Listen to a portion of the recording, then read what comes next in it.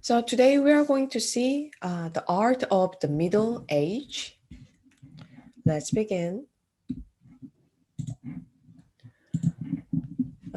According to tradition, Jesus, known as Christ, was born in Bethlehem during the reign of Emperor Augustus. In time, his followers would become so influential in world affairs that our common calendar takes as its starting point the presumed date of the Jesus' birth, calling it year one. As a matter of fact, the 6th century calendar makers who devised this plan were wrong in their calculations. So Jesus probably was born between 4 and 6 years earlier than they had supposed, but the calendar has nevertheless become standard. So the Roman Empire here um, dominated the Mediterranean region from the 2nd century BCE and later extending its control of Western Europe and the Middle East. But by the 4th century, the empire was crumbling in the West. Christianity was one of the numerous religions in the late Roman Empire, but it quickly became one of the um, Morning. morning, one of the most popular and well organized. So Rome's attitude toward this new cultural force within its borders varied.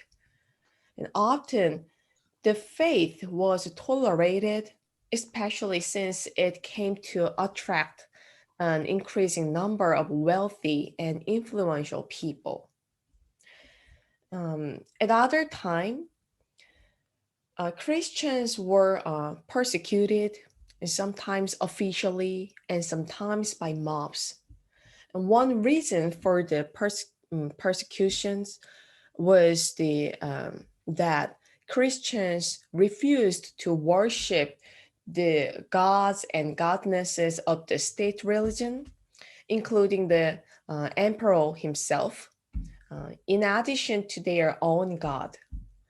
So clearly, such people were a threat to the political stability and well being of the empire. Christianity's situation changed abruptly in the year 313 when the Roman Emperor Constantine, this is him, issued an edict of tolerance for all religions. And not only were all faith now free to practice openly, but also Constantine himself patronized Christianity. So while battling his political enemies in 312, Constantine had a vision of a cross with the inscription in the sign Concord, and he interpreted this to mean that following Christian teachings and worship the Christian God would lead him to victory. So he won the battle and converted to the Christian faith.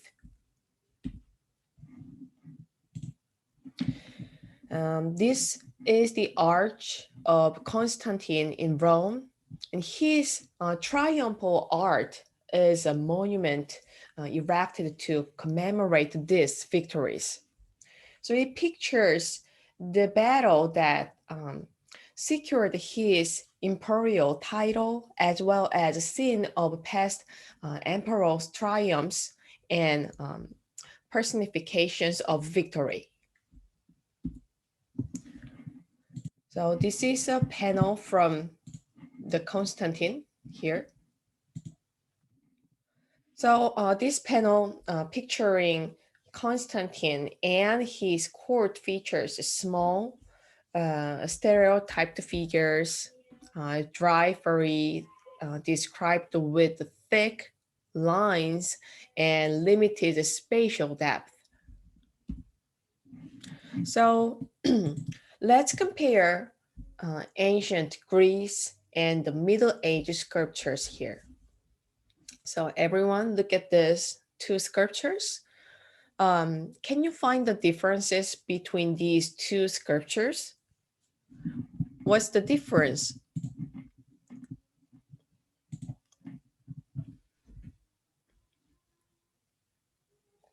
One of the differences I see is that I guess in the Middle Age sculpture, is Mm-hmm. is that more what we would call the relief, where it's not the full statue, it's just coming up from a base? Yes, yes. Very good notification. What else?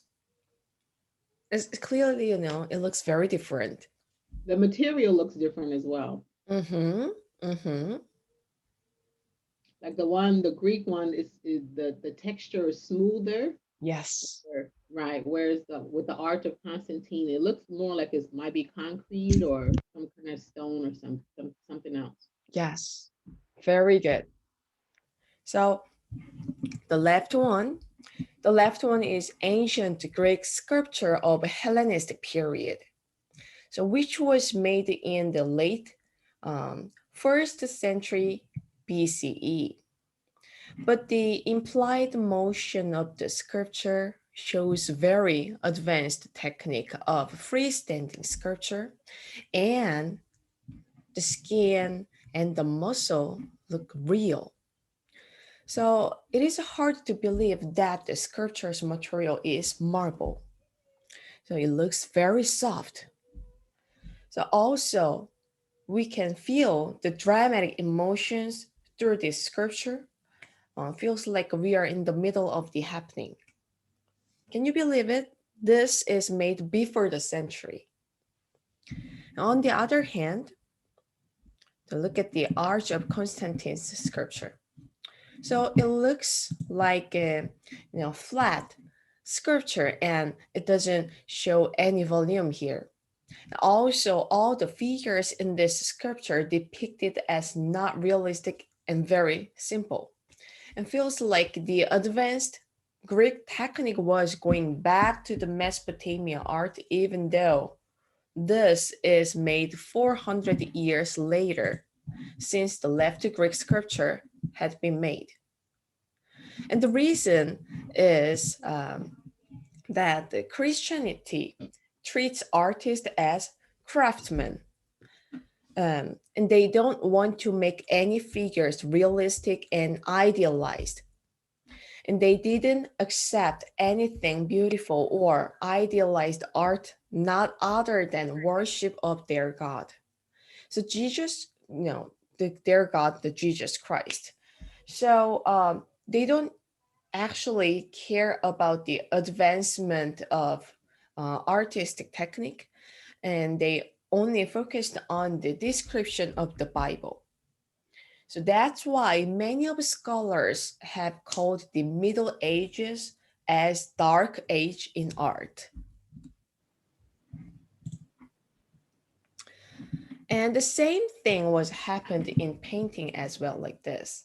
So all the stories and about the Christianity for 1,000 years, they described, baby with the same proportion of the adult, not the actual proportion of the babies, and just to make it smaller. They just focused on the meaning when they make the art. And this is another example of Middle Age painting. The gold circle, there are gold circle behind the figures are representing light. So let's compare the ancient Romans painting and the Middle Ages painting. So like the comparison of the sculpture, the ancient Romans painting is very realistic, but the Middle Ages painting is simplified. So the style of art in the Roman Empire had changed. The beauty of the human body was no longer important to artists. So now art emphasized symbolism and narrative clarity, with signs borrowed from pagan art, but repurposed with the Christian meaning. So the idealized bodies and individualized faces of the classical era had been replaced with stylized figures and generic facial features. However, their architecture techniques were flourished to build churches.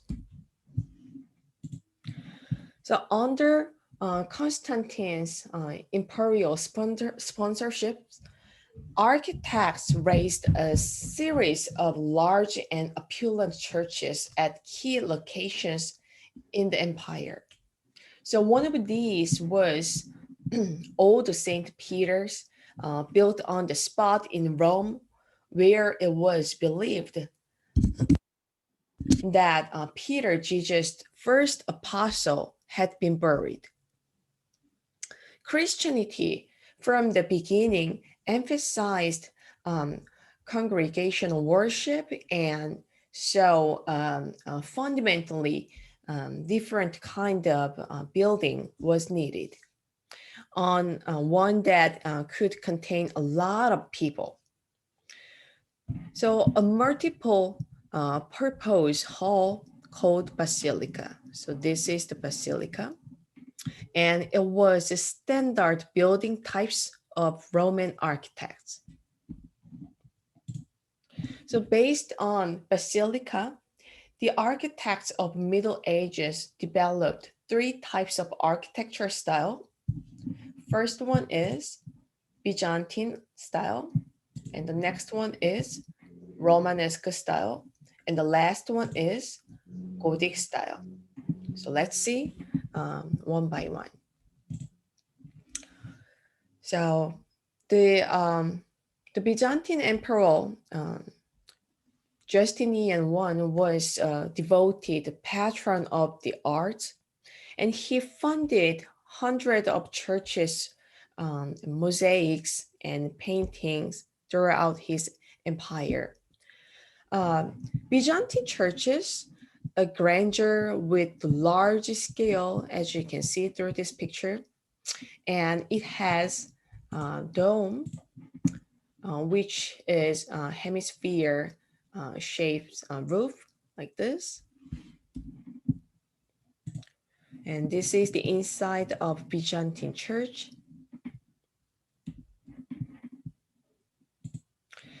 And mosaic was a favored Byzantine technique.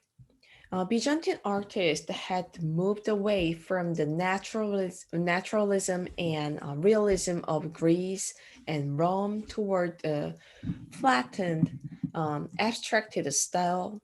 So, like artists of ancient Egypt, Byzantine artists strove to portray often complex religious doctrines and beliefs, not scenes from daily life.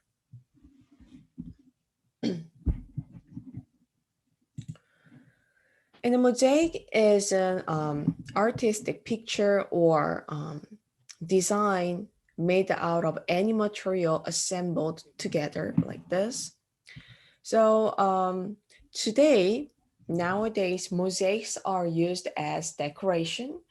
So architects use mosaic murals for kitchen's backsplash, shower wall, and entry floor art. So mosaic craft items are used as home decor. And cities often decorate public places such as parks with mosaic murals and sculptures. Um, and let's move on to the next architecture um, technique of the Middle Age, Romanesque. Romanesque period was marked by a building boom. Contemporary commentators were thrilled at the beautiful churches that seemed to be springing up everywhere. So later, art historians called the style of these buildings Romanesque, and despite their great variety, they shared certain features reminiscent of ancient Roman architecture, including an overall massiveness, thick stone walls, and round arches like this, and barrel vaulted stone ceiling. So this is the beautiful single arch windows from the Romanesque. And the last architecture style of the Middle Age is Gothic. So the Gothic style was started by a powerful French abbot named Suger, who wanted to enlarge and remodel his church. And the Abbey Church of Saint Denis near Paris. So he came to believe that the ideal church should have certain characteristics. It should appear to reach up to heaven. It should have harmonious proportions, and it should be filled with light. To fulfill those goals, his architects responded with pointed arches like this. So the pointed arches, ribbed vaulting, and flying buttresses. So it is ornate, linear, and vertical elements that direct the eye upward. And it has a stained glass windows so large, so they seemed like translucent walls with beautiful and exotic colors. And also, um, even sculptures of the Gothic style church were made very long, like the church's roof. So during the Middle Ages, the architecture was flourished by building churches. And these three styles are clearly different. So Byzantine architecture style is grandeur and large scale with dome and mosaic. And the Romanesque architecture style is simple and modern with round church windows. And lastly, Gothic architecture style is sophisticated and extravagant with pointed arches and the pointed roofs and the stained glass windows. So that's it for this chapter. And for better understanding the art of Middle Age, please read e-textbook. And we have a discussion today related to this chapter. Um,